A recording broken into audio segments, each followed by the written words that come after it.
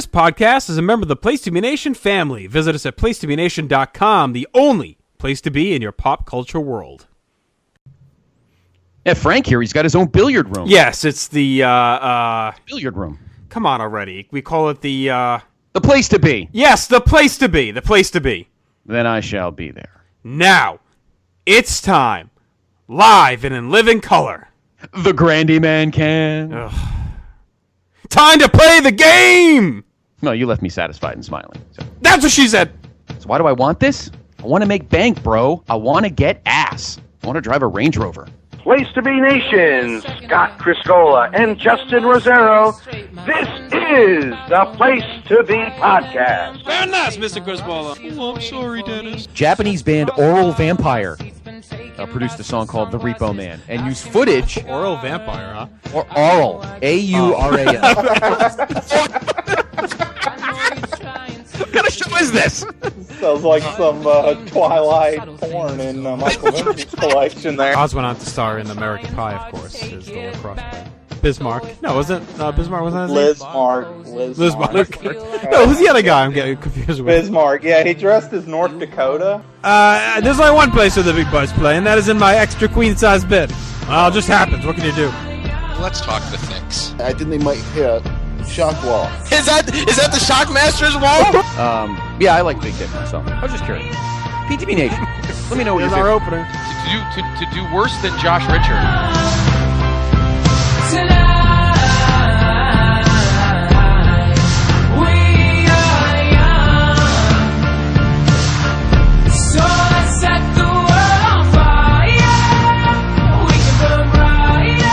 Place to Be Nation, welcome back to the great episode of the one and only Place to Be Podcast. I am your co-host, Justin Rosero, coming at you live here on this Monday evening, supersized Monday evening, and I would say maybe the Monday evening of our dreams, Scott Criscolo, because this is something, and I didn't even know how to explain it to my wife, who I think has already filed divorce papers after today, but I didn't even know how to explain to her what this meant as a wrestling fan. This is something we've dreamed of for over a decade. Easy, right? I mean, since we're kids. Yeah. I mean, this is like a wrestling network. It was a dream. It was nothing that ever seemed possible. Yeah, I mean, first off, good evening, JR. I'm glad you and I are still still living, breathing, because after not moving much today. But welcome, PTB Nation, to episode 294 of the Place to Be podcast. And I mean, there's been a lot of seminal moments in the history of wrestling as a whole, whether it be the product, multimedia, anything like that. WrestleMania 1, Hogan winning the title in '84, Hogan turning heel, the Austin promo, the Monday Night Wars, the selling of WCW. There's always seminal moments, but this today may go down as the most unbelievable moment in the history of professional wrestling media for a fan. I don't think you can ask for anything more than this. To have, on a day like today, where we are officially on the road to WrestleMania, we are we're 56 minutes into what's actually been a pretty good Raw so far. Yeah. And then all day today, and yes, was it today perfect? No, today was not perfect. Were we expecting it to be perfect?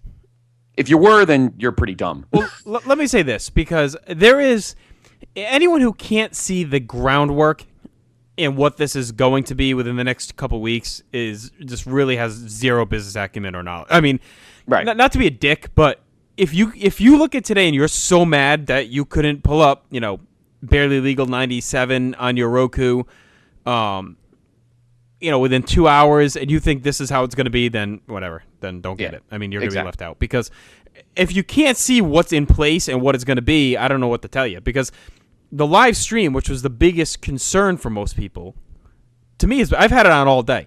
I've had it on my Roku. I had it on my iPad. I had it on my laptop. I did it on my phone. I've done it now on my PS3 while I'm down here recording with you. Mm-hmm. And it's been flawless. The quality has been perfect, HD, and it hasn't skipped. And it's just been really cool to watch them go. It's always been a dream of mine to say, hey, what's on the Wrestling Network at 5 o'clock? Oh, WrestleMania 1 showing. Let me throw that on. And it was just really neat to do that. Yeah. I mean, it was a cool day to watch that unfold. And I didn't really completely care about the archive because it was neat just watching an actual programming schedule that we've done, on air, off air. I mean, how many times have we talked about how would we program a day in WWE Network? I mean, that's just been something we talked about for years. Yeah, pretty much. I mean, we've been pretty much talking about this this network. We're on, okay, well, this is, again, 294. So let's say the first 293 episodes, we've probably been talking about the network for, the last 150? Most likely, in some capacity. More than that, because this is why, and just to clarify with everyone, we originally were going to do Survivor Series 01 tonight. We're going to push that to Wednesday. Yeah. Because this is such a big day, and the more I thought about it now, Scott, we just hit our 3-year anniversary mark a couple weeks ago. Yep. And we're coming in up episode 300 in a couple weeks, the other way. Mm-hmm. And I think episode 1, we first talked about the network. I think we did, because that was when they first announced that it was going to be happening, and we've been talking about it for 294 episodes. I mean, we have. I mean, there was a stretch in 2011 where you were giving us illegal information from your company, and and then last year when they finally announced it before Mania, and then we've been talking about it almost nonstop on all those headline shows that we used to do. Yep. I mean, so I felt like tonight, you know what? We'll push back the vault, and we got to talk about the network because it's been such a big part of our program here. So. Yeah. Why don't we back the bus up just a minute?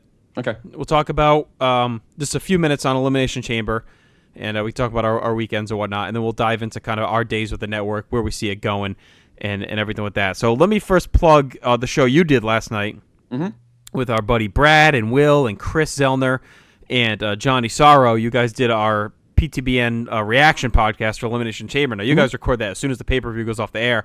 Yep. And you review the whole show, and you talk about it, give your thoughts. So I'm going to direct everyone there for your thoughts on the show, and for Will and the bunch. And I enjoyed it. It was our first pay-per-view watching at Boneheads. And I found out Picasso's is still showing them. They're just not advertising it for whatever reason. So I don't know if they're going to stop after this. I don't know if they're going to stick with it. I have no idea what they're doing, but Roger called over to see. They were doing it while girls were singing Sweet Caroline? Or yeah, I don't get it. I have no idea. So it was very, very weird. Yeah. So it was a cool atmosphere at Bonehead. So obviously the food is way better. You don't feel like your insides are corroded because you eat it. Well, and let me tell you something. That picture you showed us, what'd you get? Freaking 9 full platters? we had 3 half trays, so it was a lot of wings.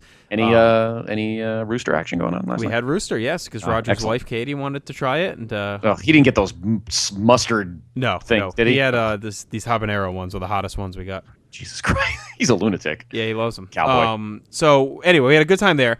The atmosphere was nice and relaxed, and we had a good time. Dan McGinn came down. Jen Engel showed up. It was a little staff meeting we had there. Roger, nice. My wife and daughter were there for a little bit. My brother came by, so it was a good time. Oh, cool. We had a lot of fun watching the show. So, I mean, it was a different atmosphere because I could actually hear what was going on more, and it's not as sensory overload as Picasso's is. So I was actually, for once, able to pay attention more to like the commentary and what was going on. Right. I loved the Shield and Wyatts. Awesome match, and I loved the fans chanting "This is awesome" before the match even started. Like, just completely locked in. Yep.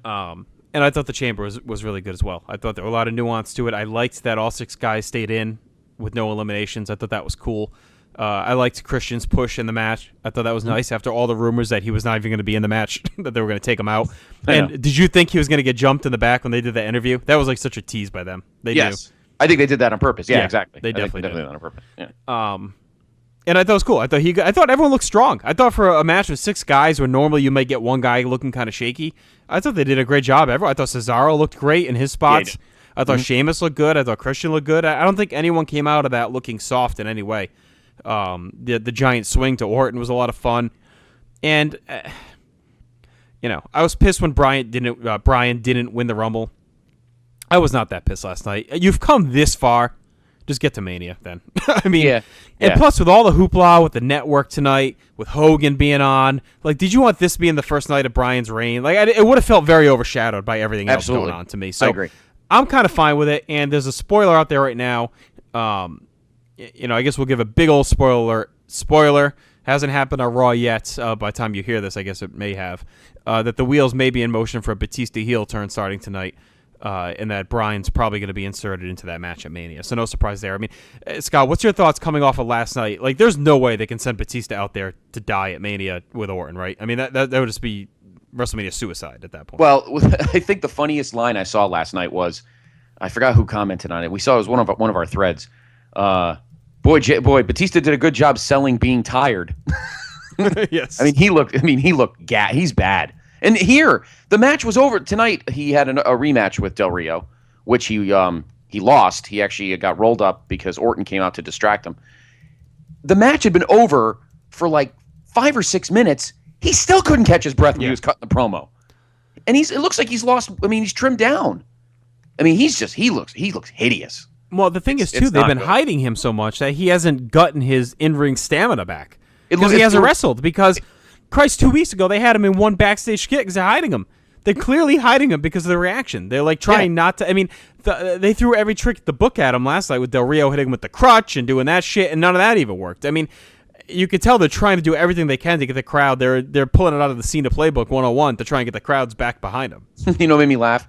On the network thing today, one of the recommended. We'll get into the way the beta looks later, but one of the recommended shows. New Year's Revolution 2005. It's like, it's like, get ready. Right, here it get comes. It in your heads. I mean, they cannot send that match out there right now. I mean, no. If Mania ends with anything other than Bryan holding the world title, it's just going to be a riot in New Orleans. I really think that. I mean, they're going to trash to begin with. They think the Pittsburgh crowd was bad. I mean, Mania is the super smart crowd. They will get buried that night, and they will get buried on Raw the night after. Yep. And they can't do that right now. No, they can't. Can't afford it. I mean, if you want to give Batista the title around SummerSlam when the movie comes out, fine. Have him win in LA as a heel before the movie, whatever. But you can't end Mania with anyone. I mean, the story has led us there perfectly with Bryan. And the way Cole was pushing it hard on commentary last night, harder than he's done altogether. I mean, they were all the crowd reaction shots they showed. They're not doing that for no reason. I mean, they're showing people pissed and crying. I mean, and Cole's like bitch about the injustice and he's been screwed. Anyone that thinks Bryan's wrestling Kane at Mania has their head up their ass. I mean, and unless they're doing that, and then if he wins, he gets into the triple threat. Like that wouldn't surprise me. Well, he's wrestling Kane tonight. Oh, did they announce it? I'm sorry, I was doing. Yeah, some, no, I thought it's right. No, he's on tonight. All right, is that tonight. For the anything or no? It just I've had it on mute, but the graphic just said Daniel Bryan versus Kane. So I don't know if there's anything behind it. I mean, we haven't seen the Authority, we haven't seen Triple H or Stephanie or anybody like that yet tonight. So I don't know. Okay, so sure. Interesting. But, yeah, I mean, because I saw some people lamenting that they were going to do Bryan versus Kane at Mania and already pissed off. And I mean, come on. There's no way. There's no way they're doing it. I will retire from this podcast, and Ben Morris can step in on a full-time basis if Daniel Bryan wrestles Kane and nobody else at WrestleMania. Oh, God. He'll hold you to it. That's a sad part. I know he will. He's a prick. But, I'm surprised you picked him. But we love you, Ben. Ben Steve. All right. My one comment, the only thing I said, and again, listen to our awesome recap show. All I said about the Chamber, I was not crazy about Sheamus and Cesaro starting. I didn't like that combination. No? No, I was thinking Cesaro and Bryan were going to. Cesaro to start, I would rather seen Cena. I wanted to kind of see a continuation of the match from Monday. True. And then Sheamus later. I thought maybe they'd do Bryan Cesaro, but I think they wanted the Bryan pop of him coming out of the cage. Yeah. I didn't think Bryan would start either. I don't know. It was okay. Do you think this would have been cool if they had the lights go out and they come back on and Christian's gone and from the pod and Bray Wyatt was in there? That would have been pretty wild. Somebody said that. It might have been Johnny. Somebody said it last night at our friend Mike's house that would have been wild. I still like the idea. It was Duncan or somebody said on the main event last week that it would have been cool if Cena was about to get out of his pod. The lights go out, they come back up, and all three Wyatts are in the pod with him. Right, beating him up or whatever. That would have been cool. That would have been kind of cool. I don't know how they could have pulled it off, but it would have been pretty neat. Oh, my God. That extended piece, though, with Sheamus and Orton where they're glaring at each other, and then all of a sudden he bro kicks the... I mean, the bro kick was cool, but boy, that's too long. That took a while. Oh, Sheamus, you can tell, is still trying to find their niche, and I thought maybe they were teasing they may do Sheamus Orton at Mania if they pull Orton out of the match. Like, if Bryan were to win last night and then fight Batista... I was thinking maybe Orton Sheamus, but I think we're going to get Sheamus Christian. It looked like they were teasing, unless they get Money in the Bank or something bigger. It kind of seemed like we may get Sheamus Christian at Mania. I mean, Money in the Bank now, obviously, it's evident that Money in the Bank is now going to only have one briefcase in July. So, 2 Money in the Banks, unless they change the pay-per-view in July. Interesting. Well, I'm thinking just for 30, they may do one. It's entirely possible. Because it's been such an integral part of the last Maybe they'll say you only only have till July. Right. Maybe it's a shorter window. Yeah, you could do 2 a year. April to July, and then, or maybe the guy who wins it at Money in the Bank has to wait till SummerSlam to cash it in. Like the guy that wins at Mania can cash in until SummerSlam, and then the next one kicks in then after SummerSlam or something. That's possible, sure. All right, it's a good idea. We got ahead of ourselves with as we always do. But yeah. So then this morning we woke up, and I kind of was like in a daze, and I forgot, and then I went on Facebook and saw that like Jordan and other guys had already logged in. So I took an early shower, came downstairs because I was off today, and logged in, signed up around like 8:40, and I got in no problem. I got through the billing. I did my PayPal, so I was in, ready to go at 8:40. And early on, my Roku was great, even with the Vault stuff. I was watching old shows. And then a couple hours in, the Vault kind of shut down on Roku. But the stream has been fantastic all day on Roku. It was from the minute I put it on till I came down here. The quality is pure HD, no glitches, no skips, no pauses, and it looks great. And it looks great on my PS3. It looked awesome on my iPad as well. The only place I've gotten the Vault working is on my laptop using Safari. So what's been your kind of setup? Well, I slept a little later because we ended the show last night like almost 1:30, and I was gassed. So I crashed. I opened my eyes. It was about 20 to 9. I said, nah, they're not going to start early. And my buddy Johnny Reckless was coming over. He texted me, said he's getting an oil change. He'd be over by 10. Oh, that's cool. I get up, I look in, and I see you guys chatting, and you're already on. I'm like, motherfucker. It's like 5 of 9. I'm like, you know what? I'll take the high road. I'll wait 5 minutes. And 9 o'clock came, and it was not great. I go to the page on my Internet Explorer.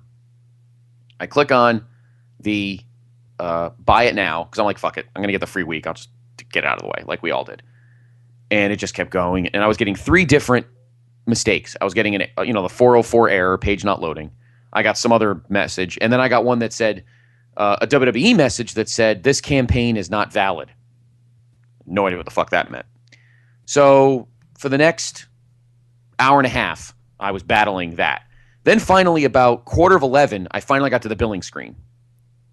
So I did my thing, did my stuff, put in my PayPal, clicked the thing, and then it went back to the screen where the, free trial or, pay for it now. And I'm like, I just did that.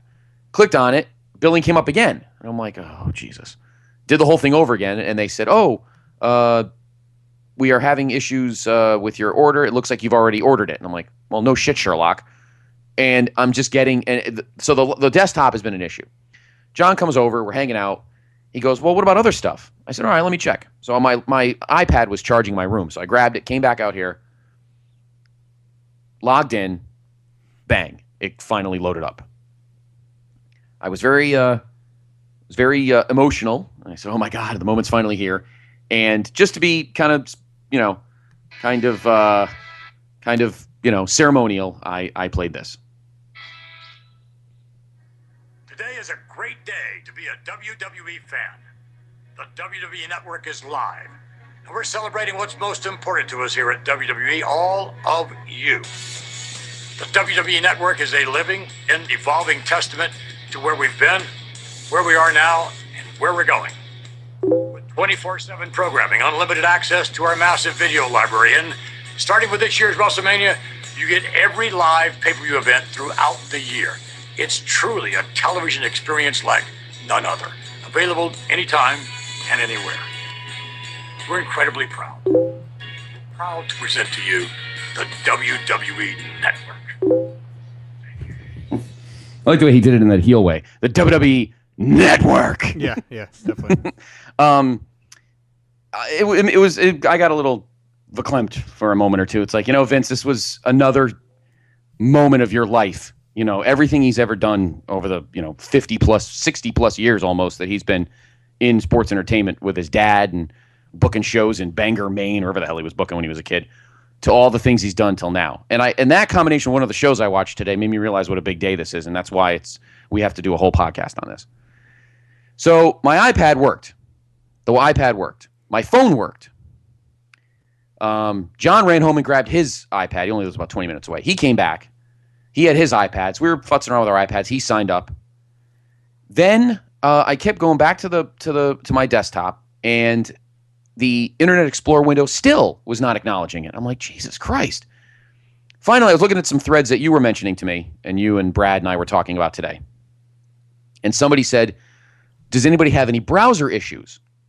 And somebody had come up and said, well, I couldn't it was working for me on Internet Explorer, but not on something else. And then somebody said, "Oh, Internet Explorer," so I said, "All right, well, let me try something else." So I tried Mozilla Firefox, and it worked perfectly. So by 3:00, after 6 hours of torture, all 3 platforms in my house had it working: my desktop, my iPad, and my phone. I didn't obviously watch anything on my phone. I'm still tempted. I am going to get a Roku for the bedroom. Not sure if I'm going to do it. I got to get an Xbox Live account and watch it on my Xbox, because apparently the PS3s and 4s, JR, have been a struggle today, right? As that we've been hearing. Well, I mean, we talked about it earlier. I just put the 3 on when I came down here to record at 8, and it's been running fine.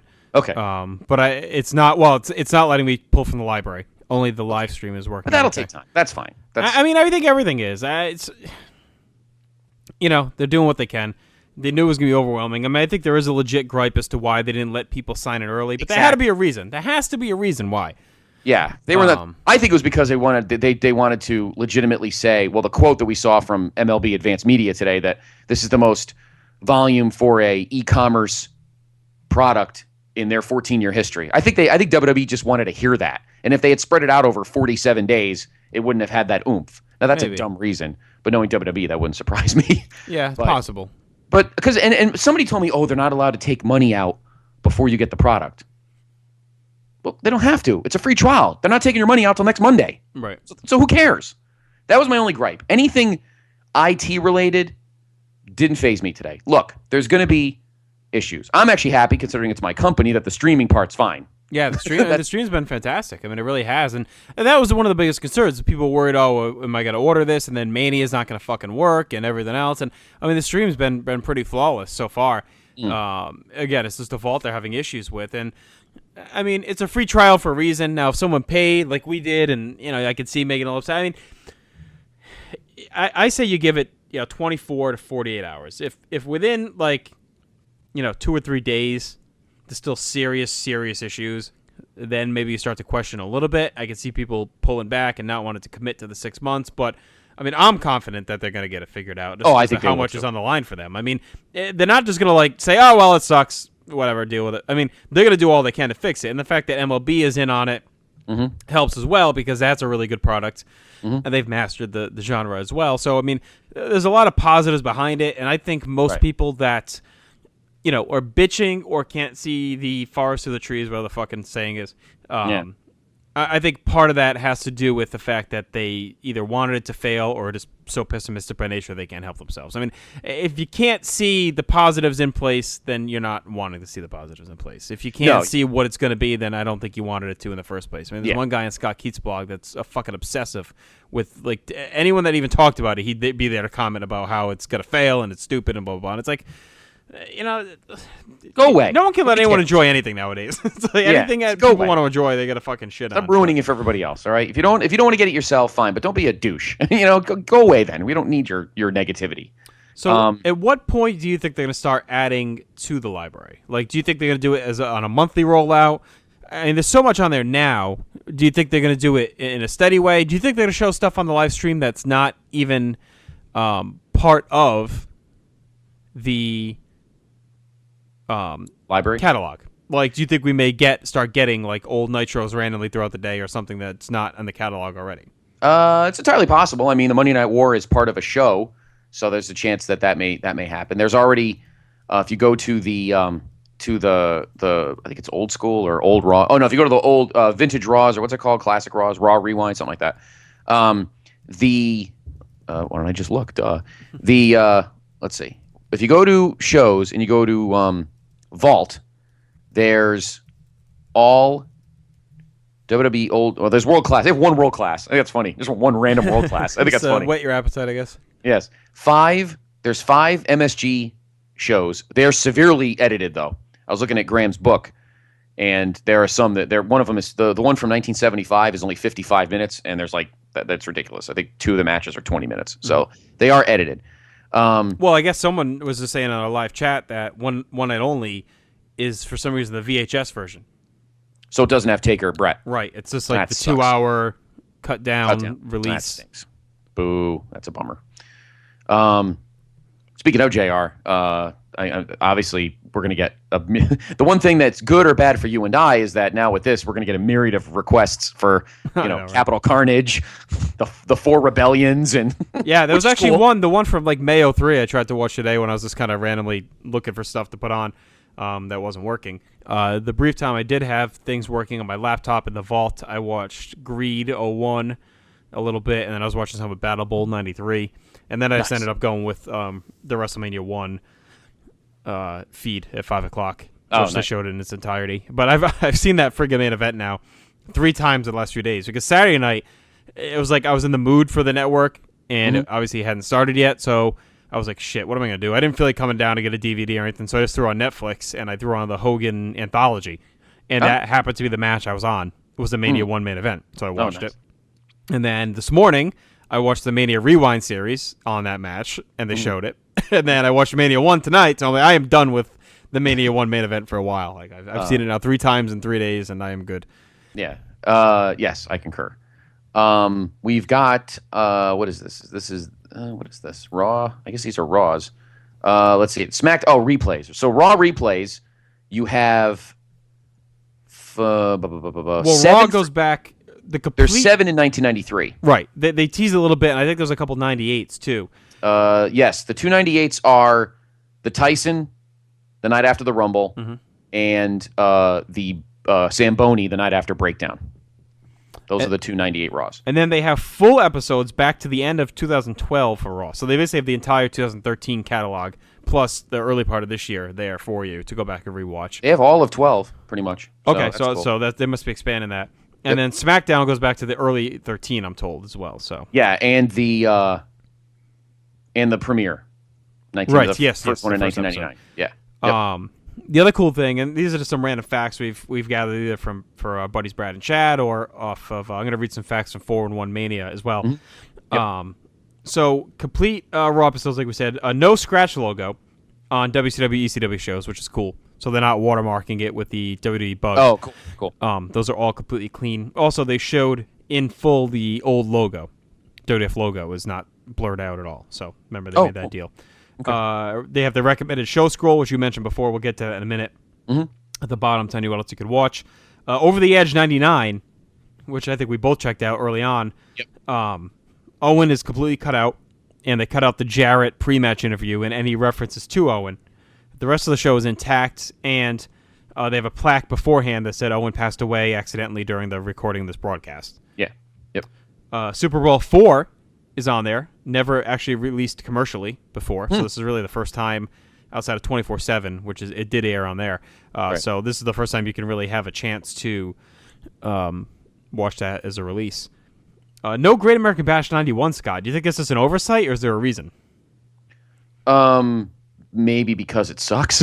Well, no, seriously. I don't know. I mean, one thing I read is like a big conspiracy theory, which I don't see it, but because of the tie-ins to where the crowds are right now, chanting for Punk being off TV or Bryan at the Rumble, that Bash 91 is the one that was overrun with Flair chants. So maybe they were trying to clean that up a little bit or something. I don't think. I don't. That's like way. No, that's through the looking glass, right? That one. That's like. Yeah, that's a little too much. I'm glad Bash 88's That's like fucking Mel Gibson hearing voices trying to save Sandra Bullock level conspiracy. Yes, while he's in the cab or whatever. Yes. Bash 89 can't go wrong with that, obviously. But I think it's funny though that they put their bashes into the bashes too. Right. Yeah. Even though this is the WCW banner, though, I just think it's funny. Yeah, it makes. I mean, like if you go to the ECW pay-per-views, they have their one night stands. You really watch Greed today? That's funny. Well, I was just looking for some randoms. I was doing cleaning up some work stuff, and I'm like, oh, what can I throw on for a minute? That Kiwi Jason Jet match opener was like 18 minutes. It was pretty good, but it was long. So also, our buddy Chad confirmed the original Demolition music stayed in. Oh, what he played? WrestleMania 6. Oh, that's I figured he played. Okay. So that's big because that's something that was cut out on a lot of releases. Also, Common Man is there for Dusty, which is another song that was often cut out. And we should also mention Jesse's commentary is left intact and everything. Good. Obviously, as well. You went and did some research for us. They blurred the cat's tits at Armageddon 99. Yes. The cat's kitties were blurred out of Armageddon 99, which makes sense. I mean, that's a little much. I could see them. And it's not a big deal. It's only 2 seconds, but Yeah, that got blurred out. Also, Benoit intact. Yeah. On everything. I think Benoit's going to be a case, JR, where I think they're just going to, unless somebody bitches, let's just forget about it. Yeah, right. I mean, I read that there's a, they're doing like the general violence slate, but nothing specific to Benoit, because that was one of the rumors. They were going to have a slate about him, but that was never really proved true. Wasn't that just and I think it'd be stupid too. And Brad did point out that like Spring Stampede 97, other shows, they have Benoit and Woman on air together, and that's not touched. So I wonder if then, because remember the Nitros on 24/7 were cut, right? Right. Oh yeah. Well, after that happened. So after it happened, they cut it. I wonder if they still have. Yeah, I wonder if they still have the original Nitros that. Oh, don't, sure. Yeah. What do you think they did? Cut the tape and then threw it out? I mean, I'm sure they still have it. Cut and splice with leader tape. Yeah. Yeah. No, I'm sure they still have it. I'm sure they still have it. So that's. And also, one of the other concerns that the genius boy Wade Keller threw out there is I think it was a him or before I slander him, I should probably watch it. Was it him or Mike Johnston? One of the two of them out there was pontificating that's because there was a release about the YouTube channel and other shows that they were going to start doing like a jump cut for chair shots and headshots that everyone was worried it was going to carry over the network. That has been dispelled. So all headshots and chair shots and everything, those are all in there in full in their original quality. So there's no cuts or anything like that for that kind of stuff. So here's some news and notes from 4-on-1. Interesting as well. Came up today. So actually these came from PW Insider. ECW's first pay-per-view, Barely Legal, removed a shot of the opening with the fans throwing chairs at Terry Funk, Mick Foley, and Public Enemy. Yes. This was replaced with a clip of Eddie Guerrero versus Dean Malenko. Also several music edits and new commentary for Joey Styles over some parts of the show. So the music edits, obviously, were going to affect ECW big time. Well, yeah, I mean, you've got Pantera, you've got Metallica. I mean, they're not going to pay. That's right. It's one thing for the Demolition music. They probably, that's almost kind of their own music. They probably work something out with Derringer or whatever.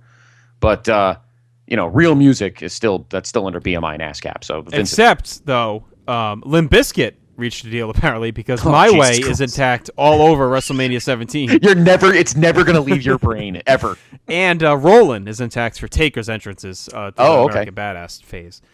Okay. So that's cool too. Every ECW episode was said to be available at launch, but right now there's only a couple from 93 and one from 94, so we'll see if those fill in as we go. Yeah, I think they will. Roku having issues like we mentioned. The Vault already accessible, but the live channel had color bars test pattern at 9 a.m. We talked about that. Great American Bash 91, as we mentioned, not included. And then the rest I think we covered already. I don't know if you noticed this, Scott, because you're kind of a date mark. They said that all the Vault dates are wrong, and they're off by a day. So, like, WrestleMania 6 is listed as March 31st, 1990. Let me look. I don't know if they fixed that. I got to find a date that I can remember off the top. Check that one. Check WrestleMania 6. Okay, let's see. Let's see. But, so those are just some of the... That was early this morning. Yes, I'll tell you another one. SummerSlam says August 29th, 1998. It was not. It was August 30th. So that's weird. So that's something internal. So they are all off. Yep, WrestleMania 15, March 27th. was March 28th. Yep, they are all off by a day. Yep, In Your House, Bad Blood, October 4th instead of the 5th, 1997. Yeah, they are all off by a day. That's weird. So kind of random. I mean, as we mentioned, they were bound to be tech issues. I think they nailed the stream. I think that was the most important part, and I think the archive will come. I mean, if you can't look, I know we want what was promised and everything else, but if you need the full archive available at your fingertips within the first 24 hours, then I mean you're just operating on another level of obscene greed than that is possible. So, I mean, look, I want it all too. It's, especially if you're paying for it, you want it to be there, and everyone likes to laugh at them and wants to see WWE crash and burn because they're mad that Dana Bryan didn't win the Rumble or whatever else. But it's coming. I mean, it's clear that it's coming, and they're going to be able to do it, and it's going to happen. I am absolutely fascinated at this date thing. Sorry, I didn't mean to blow your mind. I should have waited till after the show to tell you. Oh my God, I'm dying now. No, sons of bitches. No. But you're exactly right, though. You're absolutely right. I think it's clear that the groundwork is in place, that you can see where they're headed, and that it's going to be a strong product, especially for the price point. Now, will the price jump? I don't think it'll jump in the first year. I mean, I know when we talked, Kevin Kelly and I talked on his show, he thought it may jump after 6 months. He was like saying it may go all the way to $30 a month. I thought he said it was going to be 100. Well, I think he said like 50. It's not going to be $50. No, he thinks they could go as high as pay-per-view prices and be okay, but I don't see that happening. No, I think the most it could be is 20. I agree with you. I think $19.99 is the most people would pay, and I'll still be fine with $20 with all of this. Oh yeah, $20 is still a steal. Absolutely. I could see them doing $9.99 for the first year, and then after a year, if it's successful, they're doing well. I could see them going up to $14.99 for a while, and then maybe eventually $20. But I cannot see them going above $9.99 until at least a year from now. I'd be shocked if they jump after 6 months. You know what else is on here that I was stunned? The big event is in here. That's right. Yeah, and the classic as well, right? Yes, the classic's in there. First Rumble. Yep. Is in here. Only thing that I thought would be in here would be WrestleFest. But that wasn't really pay-per-view. But I didn't think the big event was a pay-per-view either. I don't know. Well, that aired on closed circuit, right? The WrestleFest was just a house show, basically. Yeah, WrestleFest was an outdoor house show. That's true. Big event was because I remember the Coliseum was pimping it in New Haven. I didn't go, but I remember my dad couldn't take me, but I remember there was an ad for it. But that's on there, which is kind of cool. Yeah, the 1 day thing is really blowing my mind. Only because they're all like that, so there must be some kind of. It's got to be some kind of IT thing. It's got to be. How do you all get them all wrong by a day? You know, there must be some kind of program that they got to adjust. But if you're the billing people, I felt bad for you today because you shouldn't have had to deal with that this morning. Oh yeah, I mean, I'm sure they were prepared. I mean, those guys have probably been on, since Sunday morning. Yeah, tech and everyone in. I'm sure they're not sleeping at all over the next few days until they get this sorted out. I mean, I hope Vince was reasonable and knew there were going to be issues. Like, I hope they didn't think this thing was going to be flawless day one. It's working at my desk. I mean, but think of how much they had to prepare. I mean, the stream, the vault, the billing, and then the live and pre and post show on Raw. They did the pre-show tonight. They had to have that all set up and ready to go. I mean, that's brand new, and they had a lot going on. And then Raw, they had to run a 3-hour Raw with a big Raw. So, very interesting stuff. Did you get to catch the pre-show at all? No, I was commuting across town from the doctor's house to here, so no, I didn't catch it. But it was interesting. So they were live in the arena. So it's basically just like the YouTube pre-show. So Josh Matthews hosted it. It was they had Booker, Ric Flair, and Alex Riley were the hosts. Oh wow, Flair's there. That's cool. And much to Dan McGinn's chagrin, Mick Chagrin. They were showing one of the Superstars matches. They were cutting back and forth to us. Kofi Kingston versus spoiler! Barrett. So hurt his ego a little bit because he likes to go spoiler free into his review. Yeah. But that's cool though because they were kind of showing it going on in the background and they were doing video packages and whatnot. So it was a neat. We'll see how the post game show goes. But that's another thing we've been talking about for years that they should be doing. There's no reason not to. But I'm glad. I'm very glad that they did. So and it was don't cool. forget, still in the works is that nightly studio show. Right, that as well. It's also in the works too. That's going to be pretty awesome. I bet you they'll try and get that in by SummerSlam. I would think so, yeah. Yeah, I mean, that's 5 months away. They got some time. I'm sure they've been working on it already. They've been doing 3 weeks worth of test pre and post Raws. So that part I would think, at least in terms of logistics, they should have down because they have been doing it the last few weeks as tests. So another cool thing I like too is the little interstitials. It almost reminds me of my days back doing NBA TV where they'd fill those little. Remember those 5-minute jobs? Right, they'd fill that shit with little videos. So today they had a 2-minute piece on the Shockmaster, and other random stuff. And then actually before the Raw pre-show, they did a whole thing on Goldust. I saw that. That I saw. That was really cool. They showed it at WrestleMania 12, and then they were talking about the stuttering gimmick and the artist formerly known. He's fat and God, was he so fat in '98? Oh my God, he was terrible. And then up into his return now. So it was like a cool little piece on a guy for 30 minutes and filled some time. And I mean, that makes it almost like must see to watch. I mean, I don't know how we're going to have time for everything. Like, how do you have time for the vault when you have what's going on live? And how do you have time for your other life? I mean, I don't know when I'm going to watch these shows. Like, I have somebody, the American starts Wednesday night. Like, I'm already panicking for when baseball starts because I watch every Yankee game every night. So now I got that. I got to watch the network. I mean, my head's going to explode. And then don't forget, somebody in your house likes Minnie Mouse puzzles. Yeah, well, guess what? If Big Daddy Cool over here hopefully starts making some more money soon, there may be a second iPad coming. You said you got a good deal on yours, right? So yes. Well, the thing is, my sister got her a Leap pad. Oh, nice. For her birthday. That's cool. And she loves it, but the problem is she discovered these mini puzzles like 2 weeks ago.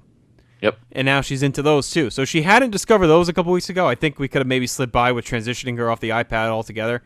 Mm-hmm. But she loves these puzzles, and I can't discourage her because she's really good at them, and it's like really good. I feel like it's like good like cognitive skills. Like she flies, it's like Rain Man. She's like flying through these puzzles. Yep. So I'm not gonna say no, don't use the puzzles because I want her to use them and practice. But we were going back and forth between WrestleMania 1 and puzzles today while we were doing stuff. So, okay, so here's the official question, and I'm sure a great article, by the way, on PlaceToBeNation.com. Yeah, let's do that, and then I want to hear your question. So, the article was by Andrew Reich and Todd Gessling, going back and forth over basically what you're going to watch first, what are your favorites, your gems. So if you're kind of looking for like a guide of what to watch, hit that piece up, because Reich and Gessling are great. They know all their stuff. They kind of wax poetic on their pay-per-views from the past and everything else, what the programming lineup should be. So it's a really in-depth article. Also up there is Reich's piece he did on the center of the WWE Universe when the network was basically announced late last year. He had done a piece. So we bumped that back up for you as well. So two big pieces on the network up on the front page of PlaceToBeNation.com right now that are very well worth checking out. So, Scott, why don't you do this? Tease your question. We'll take a break, and we'll come back and talk about it. All right. The question is, JR, beginning to end, what was the first thing you watched today? Promotional consideration paid for by the following. What's up, everybody? This is Kevin Kelly from Ring of Honor Wrestling. Make sure you check out The Kevin Kelly Show each and every week. PlaceToBeNation.com. We'll be talking about wrestling in the past and wrestling today. Plus, be talking about all kinds of sports and pop culture, whatever's on your mind, too. We'll answer your questions each and every week. The Kevin Kelly Show, right here, PlaceToBeNation.com. What's that? Chad, do you hate it when commercials run and run? What do you mean, Parv? Oh, never mind. Listen to Where the Big Boys Play on PlaceToBeNation.com and find us on iTunes. We are the only WCW Supercard exclusive podcast. Hey, this is Rob Naylor. Do you still enjoy pro wrestling? Believe it or not, I still do. So you better join myself and Will on the Google Wrestling Podcast exclusively at PlaceToBeNation.com. Shit, I wasn't ready. Hey, this is Will. If you like listening and... Shit. Hey, this is Will. If you like listening to guys talk about old school wrestling, follow me and Charles on Wrestling with the Past podcast on Place to Be Nation. So you got the script, yeah? You all got it? Yeah. Oh, this sounds terrible. The Titans of Wrestling... Oh, brilliant. Sorry. The Titans of Wrestling are... Pete, I'm a lead analyst for the show. I break down matches. Kelly, lead historian. I'm a jobber lover. Are you? Johnny and I drink. And yes, me, Parv. We watch old school wrestling and love it. Titans of Wrestling. You know you want to hear it. What's going on? This is the Godfather, Nate Milton, with an offer you cannot refuse. Each and every week you can join Marcus Vanderberg, Big Nasty Alfred Kunawa, and myself on the Kings of Sport podcast, available exclusively on PlaceToBeNation.com, your one-stop spot for the best in sports and pop culture. What's your one-stop home for your pop culture needs? Of course, PlaceToBeNation.com. We have everything you could ask for when it comes to pop culture. Now first, wrestling. We're definitely your hookup for all show recaps, including Raw, SmackDown, Impact, Ring of Honor, all of WWE's other programs as well. We have previews, live blogs, breakdowns for all WWE and UFC pay-per-views. You want sports? No problem. Place to Be Nation has extensive articles on football, basketball, MMA, boxing, and baseball. From Andrew Reich's history lessons to the return of the hack to the Cowboys call, we have the best in comprehensive sports knowledge and opinions. With a loaded staff of hardcore pop culture writers, we also specialize in comics, TV, music, movie pieces. Of course, you can't forget Jen and Justin's journey through the 90s. You want podcasts? Well, look no further than Place to Be Nation, the home for the best catalog and variety of shows you'll find anywhere on the net. There's the Place to Be Podcast, where the big boys play, the Brad and Chad Show, Wrestling with the Past, Titans of Wrestling, Goodwill Wrestling, Richard and the Mailman, Grapple Talk, and the Kings of Sport with our good friend Nate Milton. I want to take a second to thank our supporters and ask you to check out their great sites. Graham Cawthon and the History of WWE.com, a complete archive of wrestling shows throughout history. Also our friend Dave at TWFnews.com, your home for wrestling news updates and great conversation. Also check out PileDriverWrestling.net for all the latest wrestling news and the home of the great old school wrestling review podcast and much more.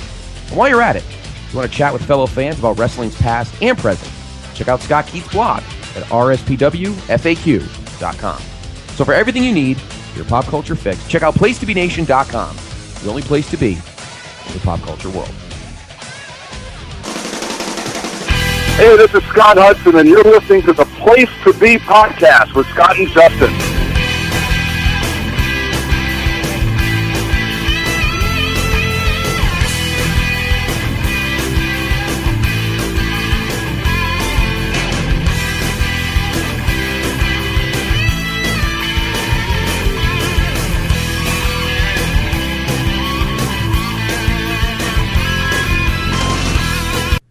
All right, Nation, we're back talking WWE Network tonight, our special edition of the podcast here. As we mentioned early, we've been talking Network for 3 years, and we felt on the night it launched, we needed to have a show about it. So I hope you're enjoying it so far. PlaceToBeNation.com, as we mentioned, 2 great pieces up there right now on the network. You get Andrew Reich, who did a look at what the network could be, and then him and Todd Gessling did what you should watch and hidden gems and their favorites.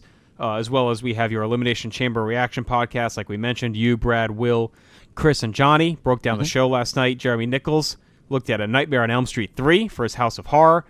You and Brad and the crew did the Elimination Chamber live blog. I think Chad was in there as well last night. So if you want to relive the show, you can do that.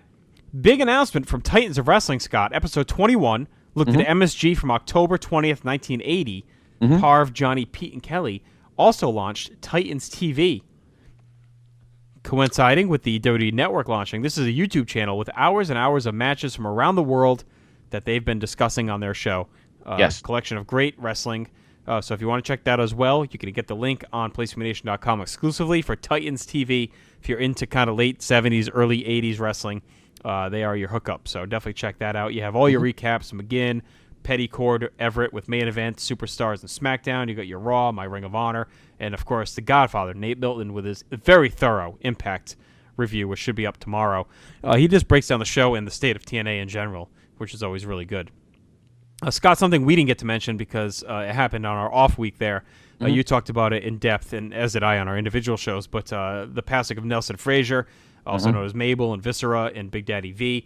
That was covered very well in the High Spot by Steve Willie and Glenn Butler. Also looked at the issues with Dish Network dropping pay-per-views and being pissed off at WWE. Looked at their ROH anniversary show from this past weekend, too. We had a new episode, or a new edition of the Hard Traveling Fanboys, the Longbook Hunters, looking at Identity Crisis. The Cowboy Roger Morissette did his UFC 170 preview with Ronda Rousey versus Shane McMahon. versus yeah, it wasn't Shane McMahon, Sarah McMahon. So, and you can catch if you want to relive all of the Cowboys live tweeting as well, he live tweeted that show. If you're really into MMA, Roger Morissette is a great breaking down the card, previewing the card. You can follow him. He has his exclusive Twitter handle. It's PTBNMMA. So if you want all the Place to Be Nation MMA stuff in your feed and just that, you can just follow him at PTBNMMA, and he'll have you covered there. New episode of Grapple Talk, as well as PTBN's main event, your episode 3 with the Core 4 back with Ben, Reish, Steve, and Jordan. And, of course, episode 3 of the Kevin Kelly Show. A great interview, Scott, with Hanson, the wrestler from Ring of Honor, who just won the Top Prospect tournament. Right. Yep. And a really good life story interview. This is a guy that went through a lot of injuries, a lot of tough times, and it looked like his career was over, and he worked himself back into shape. And a really intriguing interview from a guy you may not know a lot about. So I really recommend checking that out. Right. And, of course, all our other hijinks mixed in there as well. And, of course, we had Derek Cornett reviewing her. Oscars are this Sunday, so we'll have a lot of Oscar stuff this week, too. And we have Scott Keats, NXT, up there, as well as Josh Richards' Walking Dead review. So, all caught up there, PlaceToBeNation.com. Be sure you check it out each and every day. We really appreciate your support. You're keeping us going. Make sure you click on the Amazon link as well to support us if you're going to buy anything through there. And you have all your popular posts on the right. You have the Twitter, the Facebook page. You can really help support us and keep the nation movement going strong. Absolutely. All right, Scott, you asked me a question before we went to break. Why don't you repeat it for us? Okay, the question was, what was the first thing you watched this morning? Once you finally fired it up. The first thing I watched was the WrestleMania Rewind. For WrestleMania 1 that they had live at 9 o'clock. Okay. I watched, when the stream came up for me, it was in the middle of the Brett-Shawn rivalry. And that's what's on right now during Raw. Yeah, and that's ending, and I think a Legends Roundtable is up at 10. Right. And that'll fill. Or is it 9:30? I think it's 9:30. No, it's 9:40 now, and this is still on, so I think it's 10. So it's 10 to 11. It must only be an hour then, because it's 10 to 11:05, and then the live blog starts.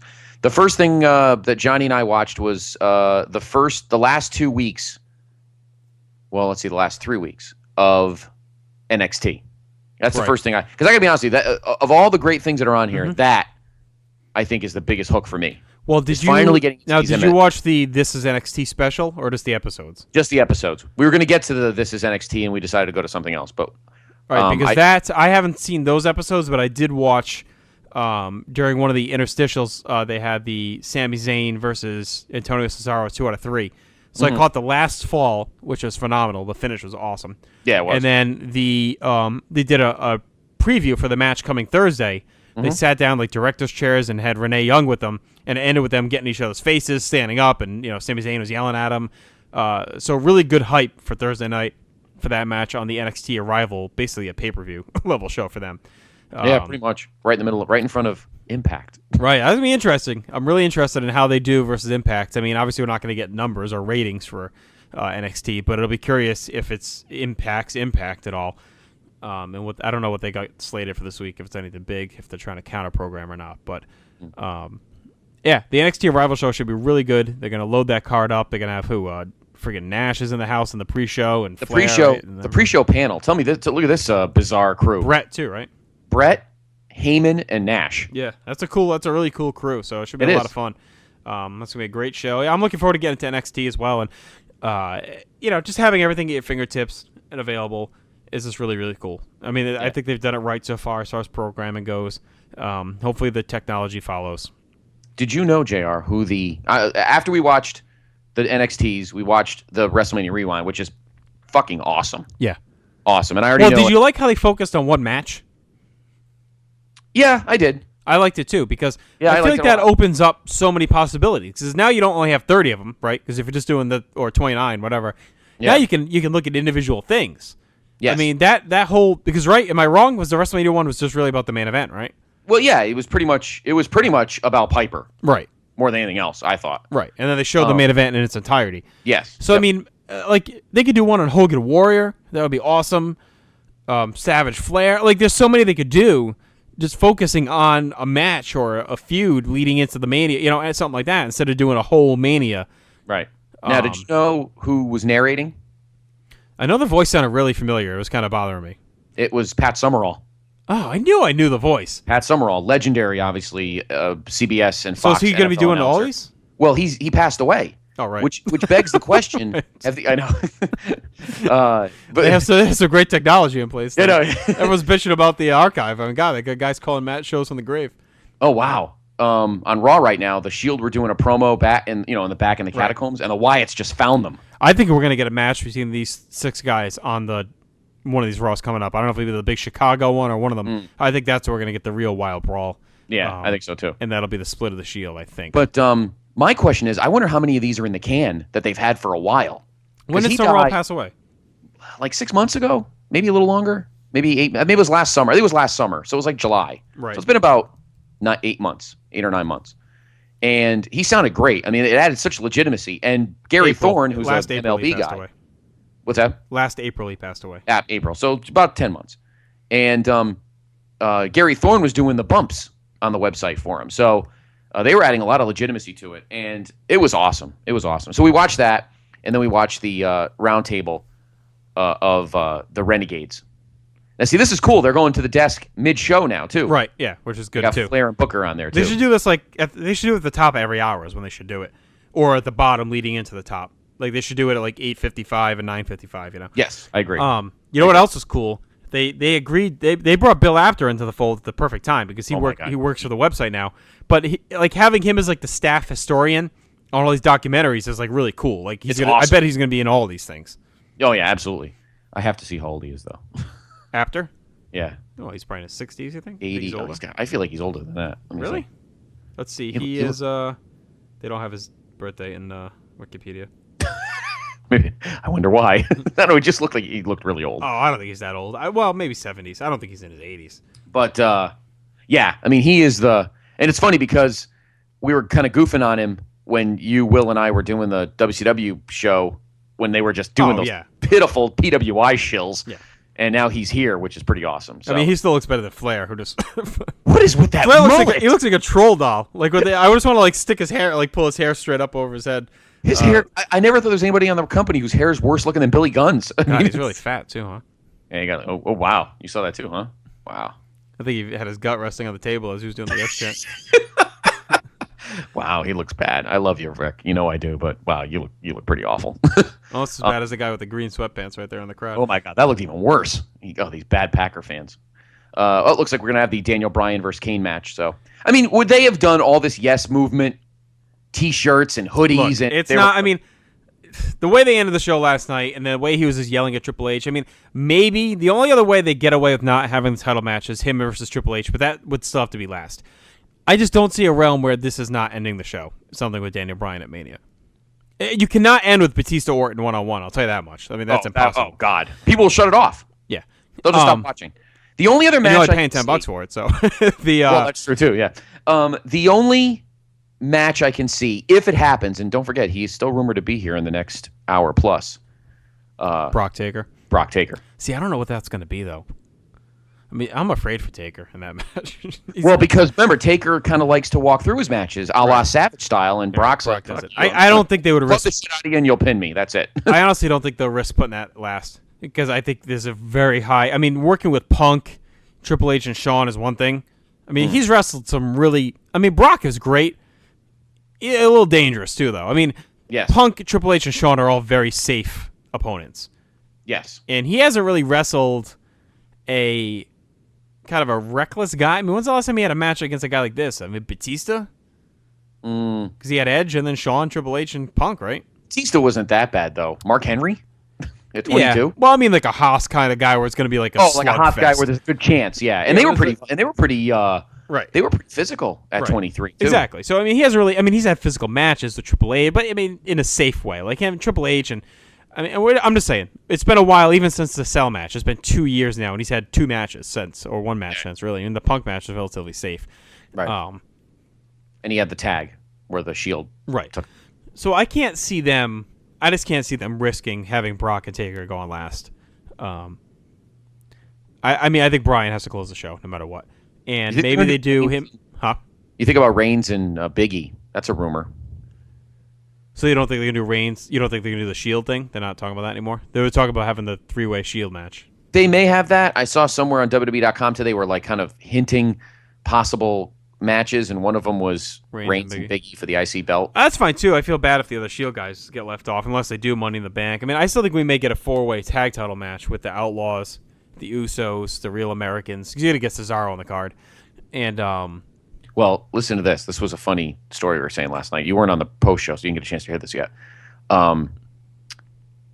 Somebody at Mike's, was it John or I don't remember who it was. Somebody said, "Why is the New Age Outlaws going to retain the titles last night against the Usos?" Which, by the way, was a. I haven't heard your picks. We were doing the picks on Main Event. Was wondering to see if Ben Morse is going to ride the Outlaw bandwagon. Lucky bastard. Oh, I picked the Outlaws. You did.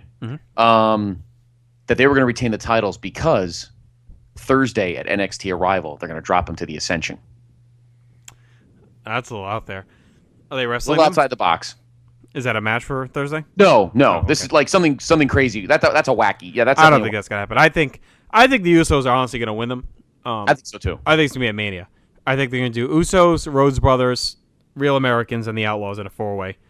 To get all those guys on the card. Because I don't think we're getting the road split. I feel like it would have happened already. Because they didn't even really tease it last night, right? I mean, they won clean and that was it. And I don't think we'll get a big Cesaro push till after Mania. I agree. I mean, the only other thing I can see them not being in that match is if they do Money in the Bank.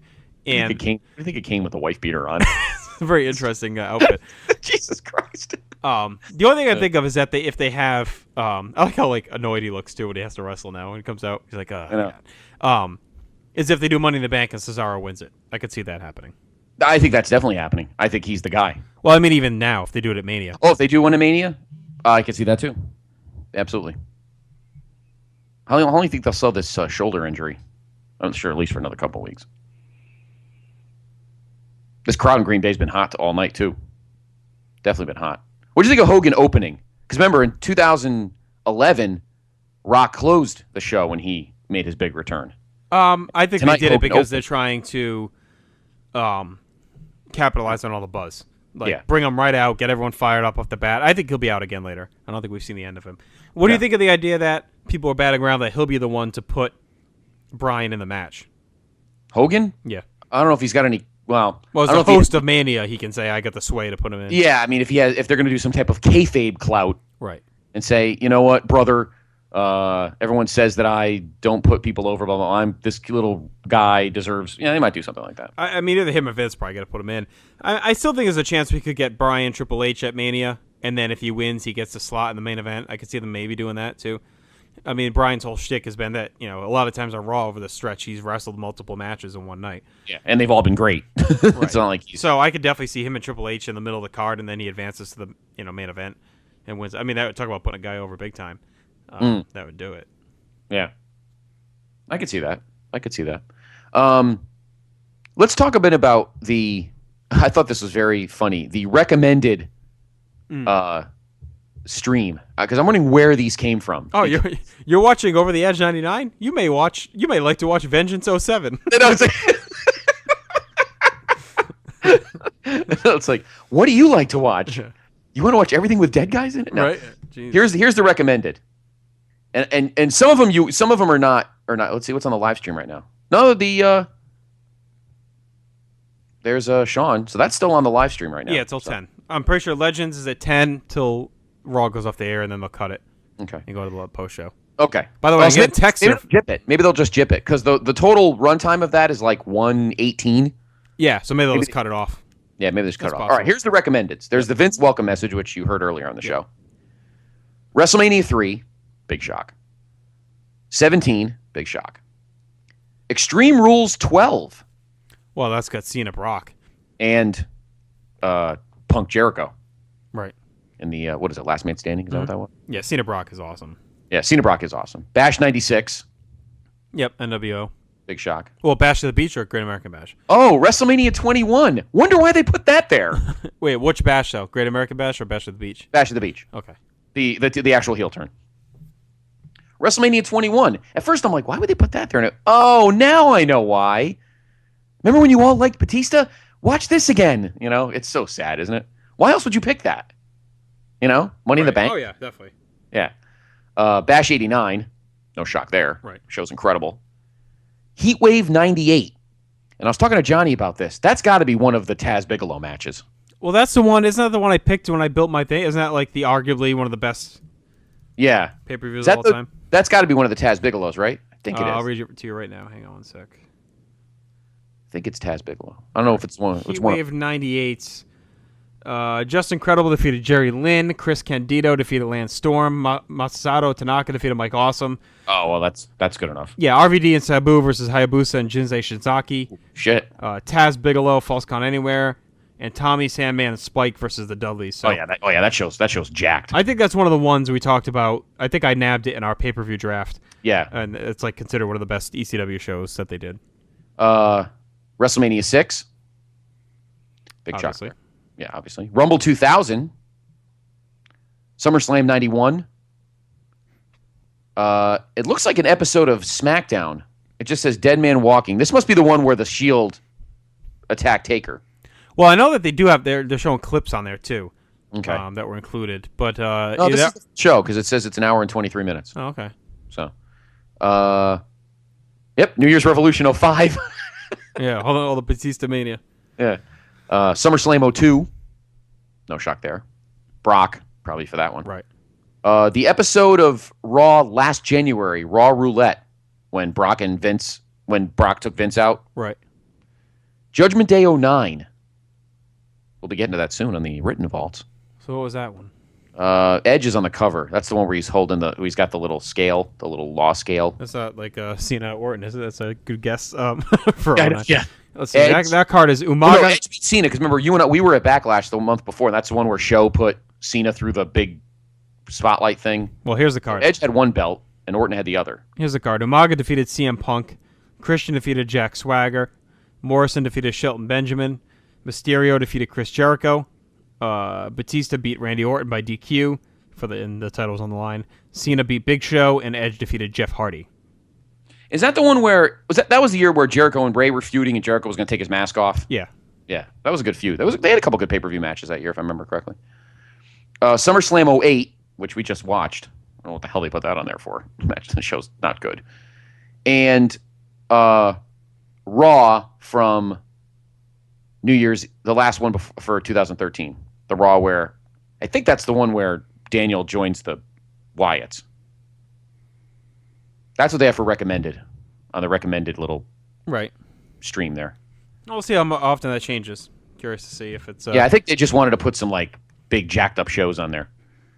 And I like how they already have all the little, the bumps and everything else, like Randy Orton, you're watching WWE Network. Yes. And even the little bugs at the bottom saying what's coming up next. So, I mean, that makes it feel very realistic. I mean, if you're watching the network, you almost forget it's even streaming. Like, I've had it on today, and you don't even notice that it's not a channel. I mean, other than the benefit of no commercials. I mean, I prefer getting interstitials about the Shockmaster to Esurance commercials, so fine by me that it's streaming this manner. Now, for those that are interested, like me, because I'm not going to be watching it live on the stream, because I might put it on if I'm watching Raw when I'm writing later. The Backstage Pass, which is what the post show is called, will re-air at probably 2. Yeah, probably for West Coast. Right. So 2:06 a.m. they will re-air the post show. Makes sense. And if you have insomnia at 1:30, they have an episode of ECW. Oh, what will it be on when I get in the morning? Because tomorrow I was off today, so tomorrow morning. So no, your productivity at work is really going to dip. Oh, we're shot. Oh, Rotel and I are fucking done. I mean, you just have it on. Like, I have to try and maybe hide it if I can see it. My work computer will even allow it. I mean, you literally just have it on the TV where you're working. Oh, you're going to hate this. Starting at 8:30 tomorrow morning, they're just doing a stretch of the 93 Raws. Oh, come on. You're fucked. I got a busy day in the morning tomorrow, too. Yeah. So we got I just realized those are off by a day, too. Right? Because the first Raw was January 11th, right? This says January 10th. What the frig? Something must have happened when they converted it all. Like, everything must have backed up a day or something. Yeah. And only, date dorks like me would actually care, but it's pretty funny. So you got the opening episode. And then that's at 8:30. And then 9:30 is the challenge for the loser leave the company match with Flair and Perfect. And then at 10:30 is the actual one.